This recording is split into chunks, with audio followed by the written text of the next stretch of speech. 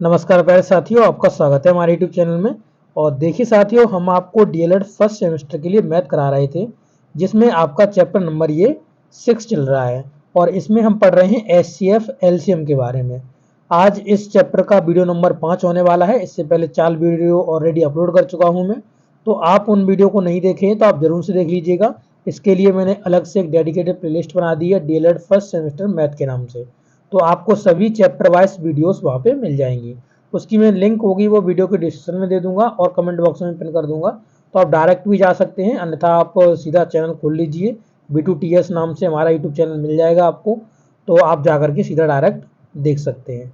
Okay, चलिए इस video को स्टार्ट करते हैं। उससे पहले मैं आप सभी लोगों से रिक्वेस्ट करूंगा कि आप अगर चैनल पर नए हो तो चैनल को सब्सक्राइब कर लीजिएगा, इस वीडियो को लाइक कर दीजिएगा और अपने दोस्तों के साथ इसको जरूर से शेयर करिएगा। चलिए वीडियो को स्टार्ट करते हैं। तो देखिए साथियों, हम इस वीडियो में पढ़ेंगे अपवर्त के बारे में कि अपवर्त क्या होता है। ठीक है, तो चलिए वीडियो स्टार्ट करते हैं। देखिए लिखा हुआ अपवर्त, अपवर्त को हम बोलते हैं गुणज, गुणज बोलते हैं। ठीक है, तो अब देखिए कि क्या होते हैं। तो देखिए संख्या 3 और 6 और 18 के गुणज हैं। संख्या 6 और 3 किसके गुणज हैं? 18 के गुणज हैं। तो 18 के गुणज कौन है? 6 और आपके 3 18 के गुणज हैं। इनको अगर गुणा करोगे तो आपको 18 ही मिल जाएगा। ठीक है, इसी तरीके से आगे बात करेंगे। इसे हम इस प्रकार भी कह सकते हैं कि यहाँ 18 संख्या 3 और 6 का गुणज है, गुणज। ठीक है, अथवा अपवर्त यानी मल्टीपल है। अपवर्त को इंग्लिश में क्या बोलते हैं? मल्टीपल बोलते हैं। तो इंग्लिश में याद कर लीजिएगा। हिंदी में अगर याद ना रहे तो मल्टीपल याद कर लो इंग्लिश में। तो इंग्लिश में आपको ये पड़ेगा, हिंदी में आपको ये थोड़ा हार्ड पड़ेगा, क्योंकि आप भूल जाओगे कि अपवर्तक क्या होते हैं, अपवर्त क्या होता है, समापवर्त क्या होता है। इस तरीके से जब आएगा तो आपको यहाँ पे दिक्कत हो सकती है, इसलिए आप सीधा मल्टीपल याद कर लीजिएगा।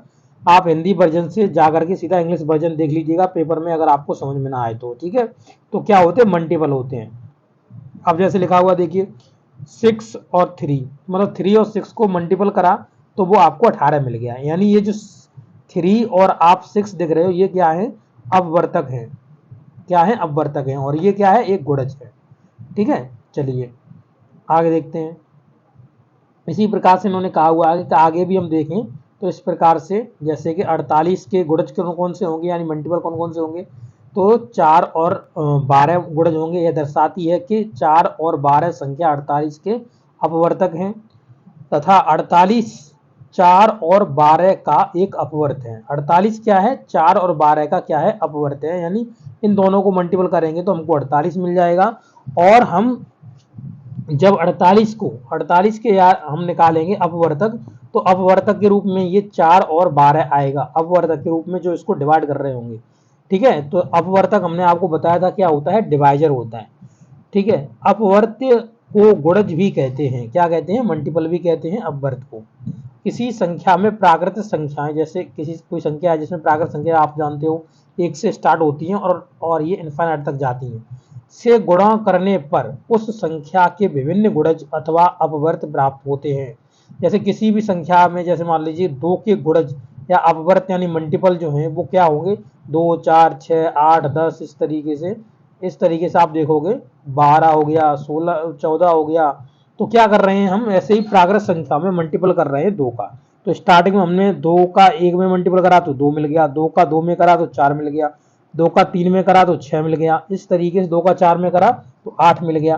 तो इस तरीके से हम क्या कर रहे हैं? प्राकृत संख्याओं में इनका मल्टीपल कर रहे हैं, तो हमको इसके अपवर्त मिल रहे हैं, 2 के मल्टीपल्स मिल रहे हैं। ऐसे ही 5 के मल्टीपल्स गुणज या इन्हें अपवर्त बोलें तो 5 के क्या होंगे? 5 10 15 20 25, इस तरीके से चलते जाएंगे। क्योंकि पहले हमने 5 का 1 में मल्टीपल करा तो ये आपका 5 आ गया, फिर हमने 5 का 2 में मल्टीपल करा तो हमारा ये 10 आ गया, यहाँ पे 5 लिख दीजिए।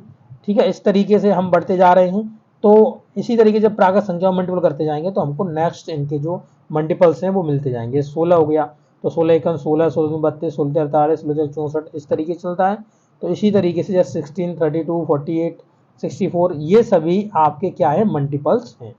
तो अब आप समझ गए होंगे कि मल्टीपल्स होते क्या है। ठीक है, निम्नलिखित सारणी के माध्यम से अपवर्त के बारे में चर्चा करेंगे, यानी मल्टीपल्स के बारे में जानेंगे कि मल्टीपल्स क्या होते हैं। जैसे 1 के मल्टीपल्स 1 2 3, इस तरीके से चलते जाएंगे। आप 8 के मल्टीपल देखोगे तो आप सीधा प्राकृत संख्या में मल्टीपल होता है तो 8 एकन 8, 8 दूनी 16, 8 तिया 24, 8 चौक 32, 8 पंजे 40, इस तरीके से आपके इसके अपवर्त बढ़ते जाएंगे, यानी मल्टीपल्स इसके निकलते आएंगे। ठीक है, और इसी तरीके 13 का देखो, 13 का ये देखो, तो 13 एकन 13, 13 दूनी 26, 33 39, इस तरीके से चलते जाएंगे। 18 का हो गया 18 दूनी 36, 38 54, ऐसे ही 25 का हो गया 25 दूनी 50, 25 75, 25 100, 25 पंजे 125, इस तरीके से चलते चले जाएंगे। तो आपके क्या है, ये अपवर्त हैं, यानी अपवर्त को इंग्लिश में याद कर दो मल्टीपल होता है। क्या होता है? अपवर्त मल्टीपल होता है। तो ये चीज आपने सीखी इस वीडियो में, अपवर्त क्या होता है, जिसे हम मल्टीपल इंग्लिश में बोलते हैं। तो ये चीज आप अब जान गए होंगे। ओके, तो इसे इंग्लिश में याद रखिएगा मल्टीपल। किसी भी संख्या के क्या होते हैं? मल्टीपल होते हैं, अपवर्त जो होते हैं। ओके, तो आपको ये वीडियो कैसा लगा है? अच्छा लगा तो जरूर से अपने दोस्तों के साथ शेयर करिएगा। चलिए नेक्स्ट वीडियो में हम समापवर्त के बारे में बात करेंगे। Okay, thank you.